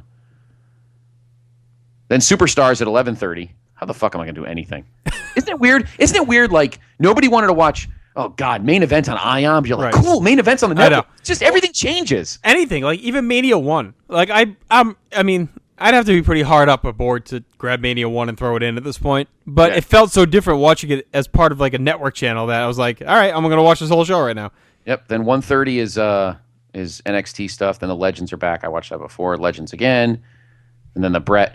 The one thing they definitely have to add the DVDs. Like I think the Beyond the Ring part, that's got to be all the docs. Right. Oh, yeah. Definitely. So, and those are the only one there is Brett and Shawn. That's the rivalry one is all that there is. So those have to be added. So, I mean, there's going to be repeats right now. And, By the way, we got the Cowboy Roger Morissette back hard into wrestling. He used to be a fan a while ago. Right. And starting with Pittsburgh and then diving into Raw. And now the pay-per-views at Picasso's. And now he ordered the network. He's texting me nonstop here about WrestleMania 3. So he is back in. He's picked a very love the Cowboy. Good time to get back into wrestling, I think. Robust time. And he was the only one clapping when Batista won last night at Boneheads. Got a couple dirty looks. Love that guy with his t-shirt. Yeah, that giant fucking quadruple X shirt hanging off his body. He's kind of like Rotella. Well, no, the difference is Rotella would fill it. Roger doesn't. Well, that's true, yes. And Roger stands upright. Yeah. So nope, Sean and Brett are still on. So there's your schedule for tomorrow. So the morning you're full of Raw in the morning. Okay. So we'll see. If we'll be here at the Place to Be Nation and the Place to Be podcast. We'll give you 2 minutes on our shows to let you know what's on the next day in case you're wondering. So let's see how JR gets through our days. But I love the fact that I can have it on and I can't get in trouble for it. But eventually I'm going to be like, I got to watch a pay-per-view. See, the problem I have at work is I can't watch Netflix because not even for, I mean, I'm not saying I leave Netflix on all day, but even if I want to watch it at lunch or whatever, it takes up too much juice, too much HD juice, and my IT guys like glare at me. So I'm praying that the network doesn't do that either. By the way, have you seen, they're showing the commercial now if you have the network on too. I really love these commercials they're doing with like the kid growing up as a fan. I get a little teary eyed at my house the other day. A couple hours ago. It shows like the kid is a Hulkamaniac at age 7, and then he's a DX fan at age 16, and then it's like him, and somehow he landed this hot girl. Him and this hot girl at like age 22, he's looking at a magazine, and then. And the guy's looking in the mirror, and he sees Sean. Yeah, I'm watching it now too. Right, and now at age like 35, he's got a kid with the Cena shit on. He's got a punk shirt on. They're watching wrestling or whatever. Like, it's kind of cool. It was kind of a cool little commercial there. There he is with his punk shirt on. Oh my God! Wow, the kid must be rich. He actually got that must be the foam belt. Like Jesus, bought your kid the real belt. Wow, what are you doing for a living? Speaking of wonderful events, your daughter had a pretty nice party Saturday, huh? Yeah, she did. Turned 2. Sesame Street themed. No surprise there. Saw the Elmo cake. Looked delicious. Mm-hmm. Your wife made that? Oh, yeah. Her and her friend Michelle made it. Very impressive. And all the Cookie Monster and Oscar the Grouch cupcakes as well. Very nice. I think we should get a Place to Be Nation Sesame Street sign. Yes. Well, that was actually that was homemade as well. My father made the pole, and then my wife painted it and did it all up. So. Oh, that's awesome. I think we need to do a Place to Be Nation. Yes. Place to Be Nation. I want to have like all my guests take a picture in front of the sign whenever they come over. So when you come next time, we'll do our next PTBN staff photo in front of the Sesame Street sign. The Sesame Street sign. Incredible. So, awesome. No, she had a good time. Good. And then we laid the bomb on her today that, although I don't think she fully grasped what it meant, but that we're going to go to Sesame Place this summer. So really? Good for you. She got very excited. So we had her, after we did that, she has like this app on the iPad where you can talk to Elmo, like you FaceTime with Elmo. Yes. So she called him and said, "See you in June." So that was pretty cool. Oh, that was nice. God, I'm looking forward. I'm glad you're looking forward to seeing you guys have a good time. I've never been to Sesame Place. Is that in Hershey? No, it's actually near Brad, kind of. It's in Langhorne. Yeah, it's right outside Philly. It's in Langhorne. That's right. So that'll be cool. Took Mia to the doctor and Mrs. G and we took Mia when she was like 2 to Hershey Park, but we never went to Sesame Place. That's pretty cool. And then she's seeing Sesame Street live in April, so it'll be 6 months of Sesame coming up here. Oh, very nice, very nice. All right, and Superstars, the Legends just started. So. Yes, so that'll go right up for the next. I like how they just showed a clip. I didn't realize Tony Atlas is on a future episode. He's got half the cutoff shirt on when he's Abraham Washington's guy. I think it's really funny. But I mean, this is a good use of these shows too, to use them for the network. Because they aired all these and they haven't got much run, you know. Yeah, well, it's also you and I have been talking. We've mentioned for a while, like, what are they going to put on the stream, while Raw's on? Right. You might put on something that just fill. Well, part of me wonders though if this is a bad idea because this isn't just fill. This is actually like programming people would want to see. I don't know what I mean. The only thing I can think of them showing during Raw would be, like we had said, like ads for upcoming shows and mixed in with a ticker of what's happened on Raw so far, kind of thing. Like, I'm actually really surprised they're showing programming during Raw. I am too. I'm not saying this is bad, but I think they're showing stuff that you can watch on, like it's in the archive, right? So it's not like something premiering that's not there yet. Obviously, but still, there are people that maybe would rather watch this than Raw. I mean, well, some people didn't bars come up to some people at 9:00 this morning? They just went back to the bars. Yeah, I can't see anybody unless this Raw. I mean, right now their guy is on right now, Daniel Bryan, and it looks like this has been a great match. I can't see. Maybe starting next week they'll do the previous week's Raw. We talked about that. Well, no, right? I don't think they're going to be able to replay them. I think that was released recently that they're not going to be able to show them. And I read that pay-per-view is going to be up 30 days after. So pay-per-view. So like Mania won't come up until May. Right. So yes. Okay. I'm pretty sure that's what I read. So it will not be instantly, which is interesting though because you used to be able to order the replay. So I don't know if they'll show it again that night. Like immediately, and then 30 days later, it'll go in the archive. I don't know how it's going to go. Okay, I'm looking ahead to next Monday, March 3rd, which is that crazy freaking Raw from Chicago. And at 8:00 is, oh wow, 8:00 is the Stone Cold biography, the one from the 4-disc.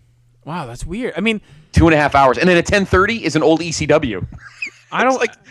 That's weird. That's weird to me. That's very weird that they're actually airing stuff that people would want to watch opposite Raw. I mean, they're almost like sabotaging themselves with this TV next deal. Next week's Raw, Chicago. No one's going to miss that. So yeah, but still, I mean, you're still running a chance. There's a lot of people. Oh, no, I agree. I'm just saying, I think the percentage right now is high that I think people will watch. Especially because they've already gotten people to buy in for the network. So it's like, what do they care? Right. In a way, like you want people to watch your show. So it really surprises me that they're sandbagging and having something that people may want to see during Raw. Like, and the SmackDowns will start airing too, because they're gonna next week at 2:00 in the afternoon on Monday is the SmackDown from '99. So, are you surprised that they're not doing live cut-ins to the network with the when they cut to Josh Matthews and Booker before? That they didn't slice that into the network as well? That would not be a bad idea. Maybe something they could think about down the line. Like they could move what's on right now to a little box in the corner and have them come in, you know what I mean? Well, and talk. Did you see that thing on the website called the second screen? Yeah, what is that? I've been trying to figure that out as well. And then before the Raw pre-show, the Bellas did a little blip saying, "Oh, it's now time to do the split, the second screen. Do it now or whatever." Yeah. Daniel just won. He won with the running knee. So yeah, not a shock there. Yeah. Give us Brian or give us death.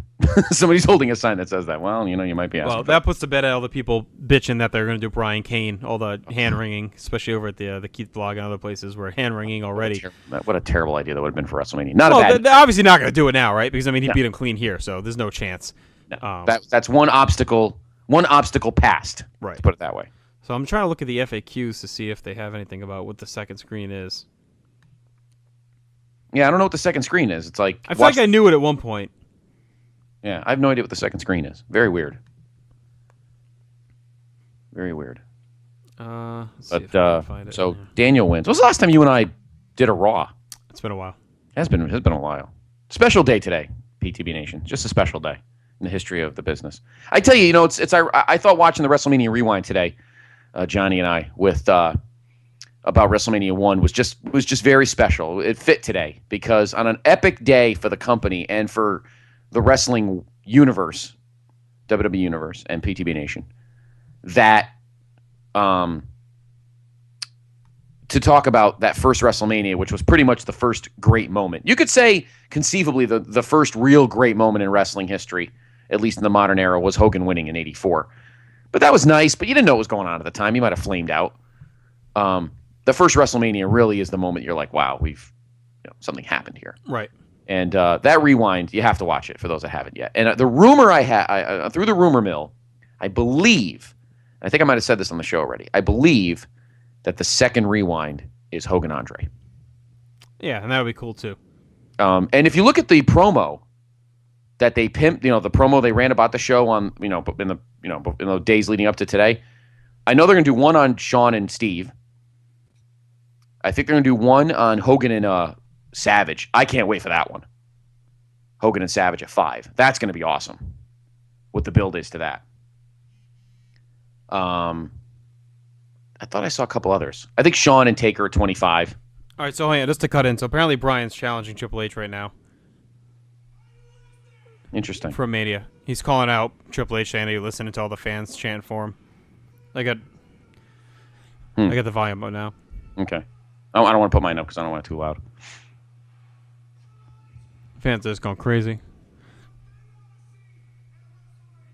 He's saying this is what the people want to see at Mania. Sorry, I'm doing my best Mike Francesa here, live live calling the game as it's going on. What are the ratings? I don't know. This network thing.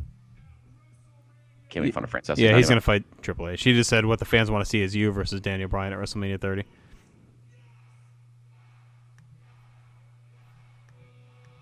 Well, so I guess Batista Orton's going to live on. At least for a little while. I still can't see that ending the show. They can't be that fucking stupid. They can't. No way. It can't be that stupid. No way. Batista was gassed in the middle of a promo tonight. Yeah, zero chance. Zero chance. There's going to be something. But Brian Triple H will main event. Will do one of his typical dumb promos where he, and of course the Triple H vitriol will start again because then everyone will think the promos are burying Brian. But you know that he'll probably do something like, you know what, I'm so confident that I'm going to beat a little scrub like you that, you know what, you beat me, I'll give you what you want. I'll put you in that title match. If you can beat me, you can get in that match. But if I beat you, get out. Something like that. But then you got this guy on the screen. Right, Brock coming up still. But Taker's supposed to be on tonight. And we got what? We got about a little under an hour. I wonder how tight they're going to be with timing. They said they're going to go to Raw at 11:05. They're going to go to the post show at 11:05. Oh, they can run a ticker on the network saying, stay tuned, it's coming up. Yeah, I'm sure it's nothing. I doubt they're going to cut it off every week now at 11:05. What I heard from the Muckety Mucks, they're going to try and get off with the post at 11:30. Uh-oh, we're going to get Jen Angle back and fired up. There we go. Was it March 6th that said? I think so. Leading up to Mania? Now, Dan McGinn and I, speaking of live blogs, or the recap that Jen and... By the way, Jen and Ben do a great job with it. I know I goof on the show, but the two of them do an incredible job. Mm-hmm. They did a great job that first season. And is this season 1, part 2, or is this actually season 2? This is season 2, part 1 now, I think. Okay. They did a great job with season 1. And so definitely keep your eye out on PlaceToBeNation.com because they'll be back, obviously, for season 2, and they were incredible. But there is a rumor, JR, that Mr. McGinn and I may do a similar thing with a show that is not premiered on the network yet. And that is Legends House. Mr. McGinn and I. Yes, I will sit and watch 45 minutes of Jim Duggan walking around in his own. Well, we were joking today. We may need the PTBN Divorce Legends House.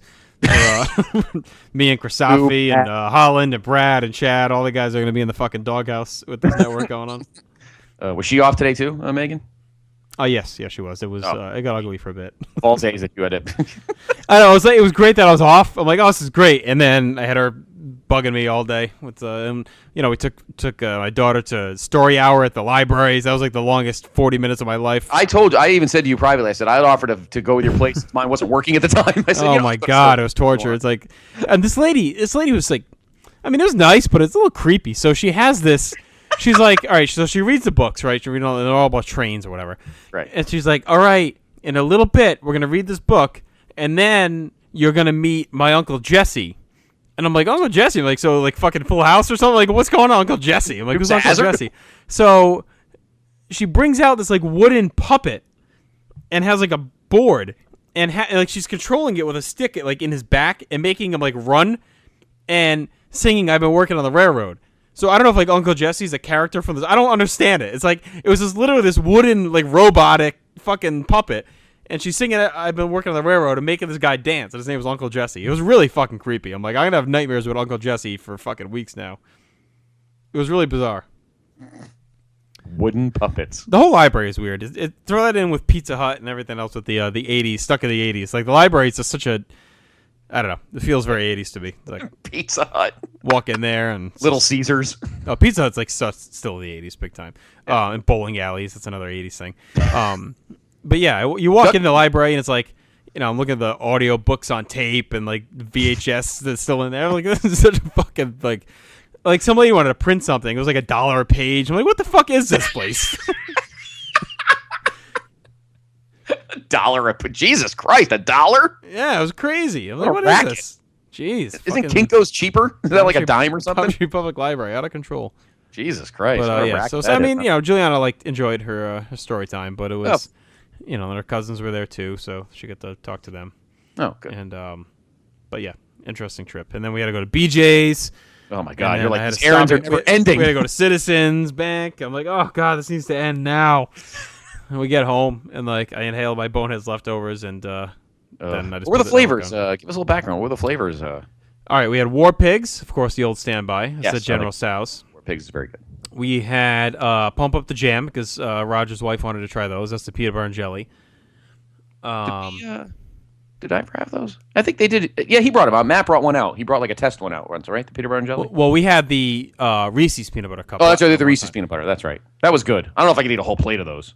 Peanut butter jelly's not bad. They're not as robust as the peanut butter cup, so it's a little easier to take. We had Rooster. Love the Rooster. That's a sriracha. Yep, love Rooster. We had Down on the Farm, which is the Buffalo Ranch mix. I've had that one. Yep. Very good. We had the Gambler, which is the habanero pepper one. Oof. How was that? They weren't bad. I had one. And then we had the... what was the other one? Let me... I'll shoot Roger a text. And, while we talk. We had Alexander Rusev. I actually saw him on one of the NXTs that John and I watched today. He beat Sin Cara. He beat the shit out of him, actually. Good match, him and Sin Cara. I like Rusev. He's right up yours in my alley, JR. Big fucking hoss. Guy that could crush people. Think of what a great mentor-pupil tag team of Brock and Rusev. Mm-hmm. How awesome would that be? Just two freaking bull machines. Yeah, NXT is awesome. I don't like everybody. There's a couple of guys there that I think are probably lifers. Right. Oh, I love Emma. Emma's awesome. Oh, she's actually wrestling tonight. I think it's her first. This is actually her first wrestling. First wrestling. I think so. Yeah. Yeah. This is how she is. This is how she does a little funny dance on NXT. She's awesome though. She's pretty good. She's not a bad wrestler. She really isn't. Are we chalking her up to actually awesome or the Scott Criscolo? No, she's a good worker. Factor? Okay. No, she's a good worker. Yes, she's pretty, but she's a good worker. She's a good worker. That's the first thing I caught with Emma because I never really saw her up close. Are they submarining her by putting her with Santino? No, not at all. She fits with Santino because he's funny. Yeah, but is that killing her prospects? I know she's kind of goofy, but they're not. They're like, this is a good moment here though because if she could be serious for a moment, Lance Storm, and she looks good in this match, and these two have chemistry because obviously I'm sure her and Summer Rae. Because it's good to be like cute goofy, but you don't want it to be like mentally challenged goofy like Santino is. Like that's what they have. But I mean, the good thing about this is obviously her and Summer Rae have some chemistry because they've wrestled on NXT. So, but yeah, February 7th episode of NXT was the one where Triple H came out and announced that Bo Dallas and I'll get the names, Adrian Neville. It'll be a ladder match on Thursday night for the NXT title. So right, yeah, it's a big card. I mean, you get that, and you have Sami Zayn and Cesaro again, the rematch. Caribbean Jerk with the other ones, Redemption Song. How was those? I didn't have those. I'm not a big Jerk spice fan. I'm not either. I don't like the flavor either. Okay, just checking. Looks like you guys had a lot of good food there. So we also had nachos, buffalo dip, and then Roger could dessert. I don't know how he didn't explode. He was filling out that Batista shirt by the end of the night. Yeah, well, and then your brother was there, and being a cop, he needs to burn the carbs. So well, he only had but he's absurd. He's like fucking obsessed, and he's kind of a pussy though when it comes to. I was surprised. He's like this big cop. He works out all the time, but he's a pussy with spicy food. So he had. It was funny. The waiter's like face drops. He's like, "I'm gonna have 6 naked buffalo tenders or whatever." And the guy just looked at him like, he's like, "Really? I mean, that's it." Would you like a appletini with that? I know. I was like, "Wow, like what the fuck's wrong with you?" And then he ended up having a couple. He tried like a sampling of all the other ones, but that was his first time there because he works in that area. So, right. Anyway, good crowd. It was a little small actually, but it was kind of nice not being in the mess of Picasso's. Yeah, that's true. That's true. But all right, any other final thoughts you want to talk about the network before we wrap up? It's awesome, and give it time. The billing thing didn't shock me today. That was the only thing that annoyed me. It was just a couple hours. I mean, yeah, like Dan McGinn did it tonight and was in minutes, and Roger just did it. It was a couple hours. Yes, it sucked if you wanted to get in right at 9, but that's that. I mean, whatever. That part's done in my eyes. No, I don't care. The other stuff, if you have Roku, which you do, Armento does. Just give it time. You'll be fine. Maybe the Roku is kind of like, whoa, this is a lot of shit. You know what I mean? So I don't know. I'm sure there's issues, but like I said, the fact that they have, MLB behind the server working with them, it's not like them alone. Right. I feel a little bit better about it. Yeah. No, I do too. Programming, you can't go wrong. It's been awesome, and there's more to come. And this is just I mean, they got another 12,000 hours or some crazy shit. I mean, right. This is just a taste, JR. Seeing all the pay-per-views, and I thought, I'll say this. If you haven't, this is going to happen guaranteed. I don't know if it happened with you today. At one point, after you get the network, for those that haven't gotten it yet and haven't really had a time to sit, you are going to get to a point where you're going to stare at it and not know what the fuck to hit. Oh, yeah. Because that already happened to me today. I mean, that was... Yeah, I did too. After John and I finished Rewind, we're like, what do we watch now? I don't know. Put that on. No, what about that? You don't know what to do. And finally, we put on the Legends. But yeah, you're not going to know what the hell to do. It's going to blow your mind. So if you're like, oh my God, there's not enough, get a grip.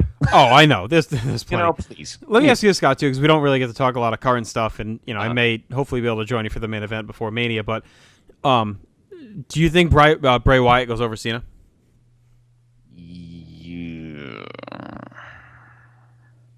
I think that all comes down to the order of the card, which we'll get more into once the card fills out and we do our shows, and you will join us hopefully on our main event preview special.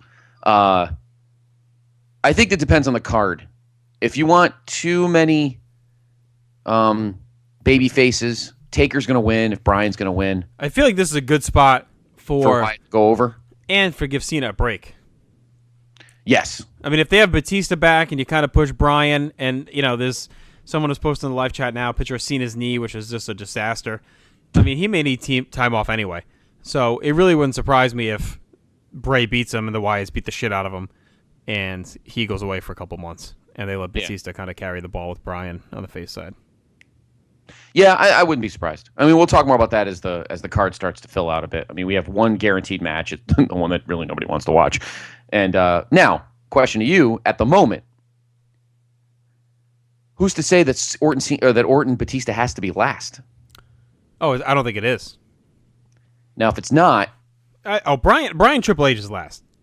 No doubt in my mind. There's no way they can. I just don't see it.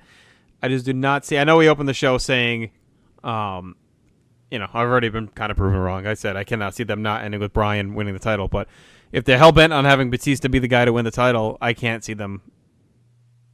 I just can't see them having that last. I mean, sadly, though, with all the pumping up since August of the title and how important it is, and combining it to not put it at the end. Yeah, but Bryan Triple H exceeds that. You know what I mean? Like, if they put Taker Brock after it, I could see. Well, even that. I mean, all right, if they have like Cena Bray last, then you're saying Cena's bigger than the title. Now then, but Bryan Triple H is like, I mean, that's.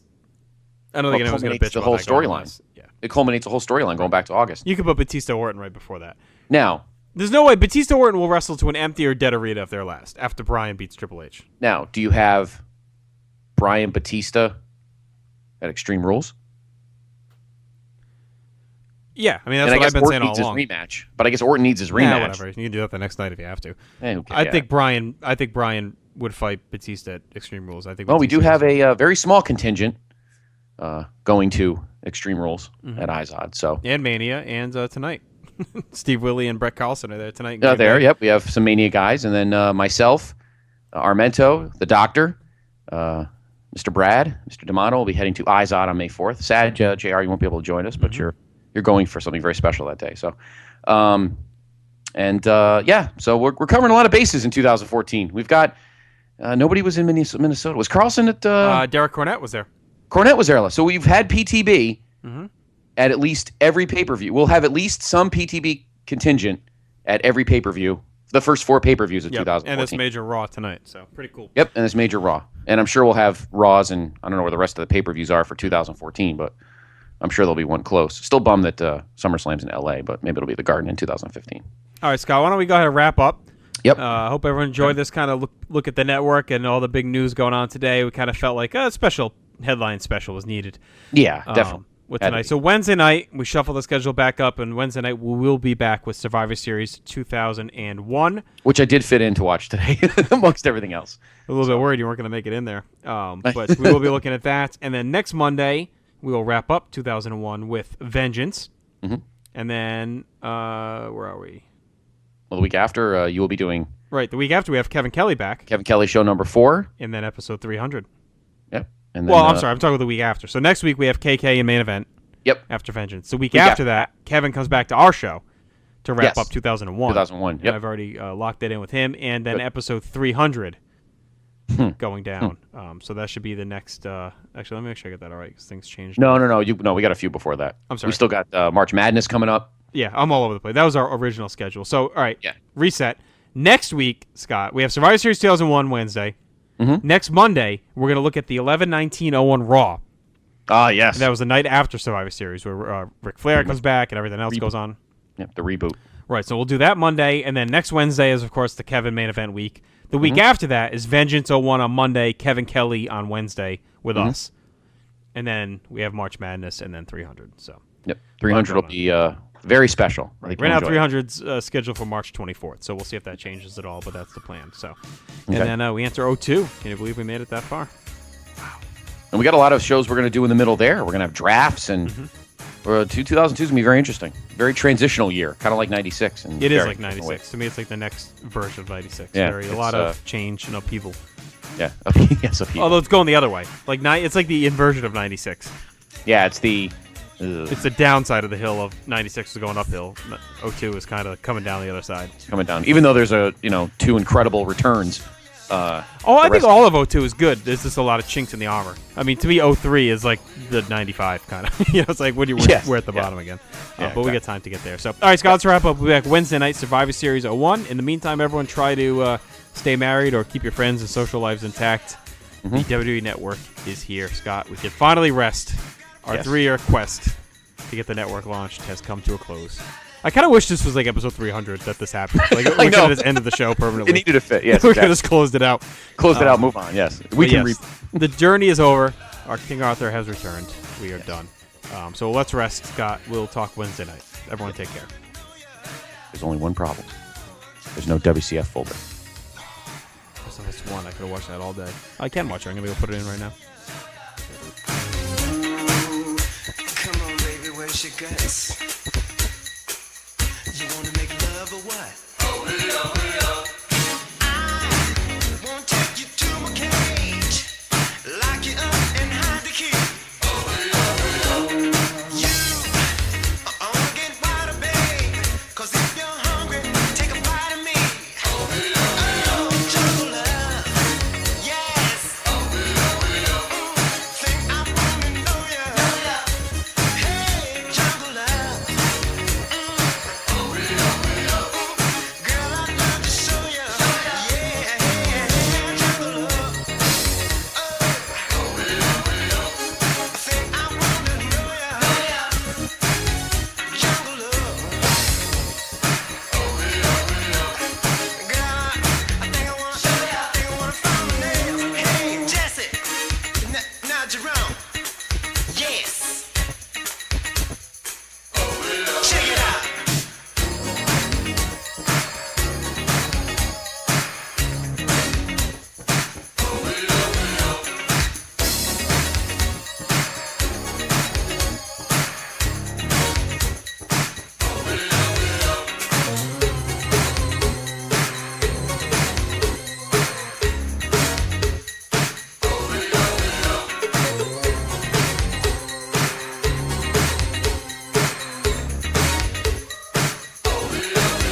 Jungle love, yeah. I think I wanna know ya. Oh, jungle love, yes.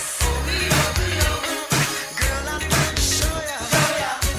Oh, that jungle love, wow. I think I wanna know ya.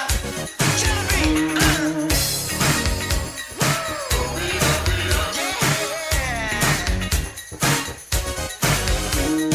Jesse, give me one of them sexy solas right here. Break it down. Yes.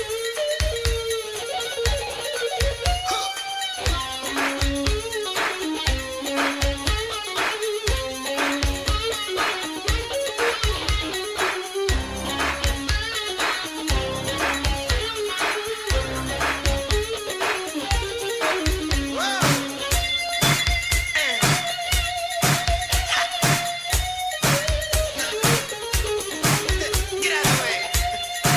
Move on.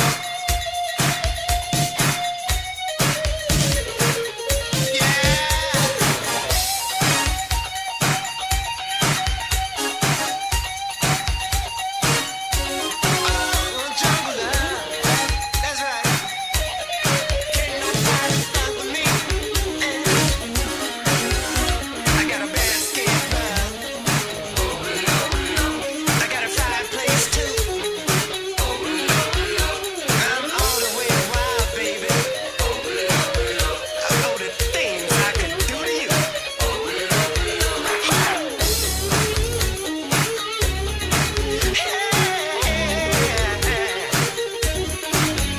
Jungle love, jungle love, jungle love. Yes, yes.